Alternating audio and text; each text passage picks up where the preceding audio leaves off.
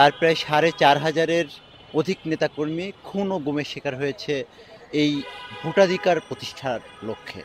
সোচ্চারের কথা বলে আমরা জাতীয় নির্বাচন, বিশেষ করে আমাদের ভোটাধিকার নিয়ে বাংলাদেশে বিগত প্রায় ১.৫ দশক ধরে যে আন্দোলন সংগ্রাম চলেছে, এবং শুধু যদি আমার সংগঠনের কথা বলি, বাংলাদেশ জাতীয়তাবাদী দল এবং তার যে অঙ্গ সহযোগী সংগঠন, তার প্রায় ৪,৫০০-এর অধিক নেতাকর্মী খুন ও গুমের শিকার হয়েছে এই ভোটাধিকার প্রতিষ্ঠার লক্ষ্যে।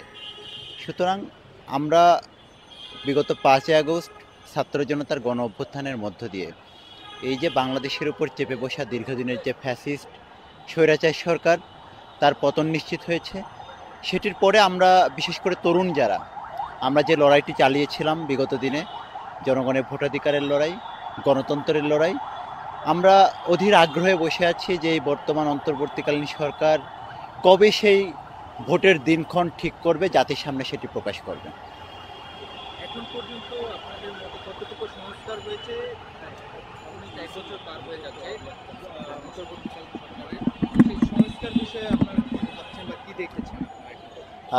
আমরা আসলে যেভাবে চিন্তা করেছিলাম যে ৫ই আগস্ট পরবর্তী ছাত্র জনতার গণ অভ্যুত্থান পরবর্তী যে রাষ্ট্র কাঠামো মেরামতের যে সংস্কারের একটা আলোচনা এসেছিল, এবং আমরা বাংলাদেশ জাতীয়তাবাদী ছাত্র দল এবং আমাদের যে প্রধান যে রাজনৈতিক সংগঠন বাংলাদেশ জাতীয়তাবাদী দলও বরাবরই এই রাষ্ট্রের সংস্কারের ব্যাপারে তারা তার প্রায় ২ বছর আগে তারা কিন্তু আমাদের পক্ষ থেকে কিন্তু ৩১ দফা রাষ্ট্র সংস্কারের একটি ৩১ দফা প্রণয়ন করা হয়েছিল।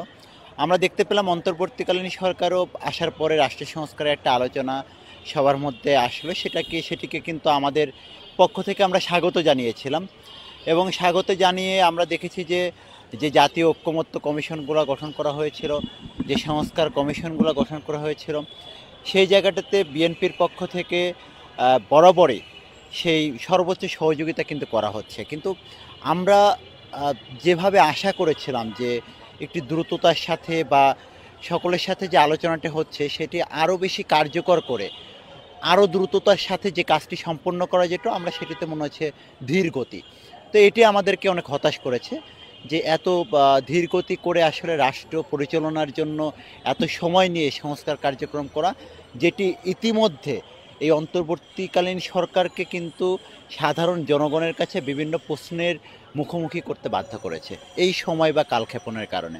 তবে আমরা এখন দেখছি যে একটি আলোচনা চলছে জাতীয় ঐক্যমত্য কমিশনের। আমরা মনে করি যে অতি দ্রুত সময়ের মধ্যে অন্তর্বর্তীকালীন সরকার এদেশের জনগণের আশা আকাঙ্ক্ষা অনুযায়ী একটি কার্যকর সংস্কার করে দ্রুত সময়ের মধ্যে নির্বাচনের দিনক্ষণ ঘোষণা করবে।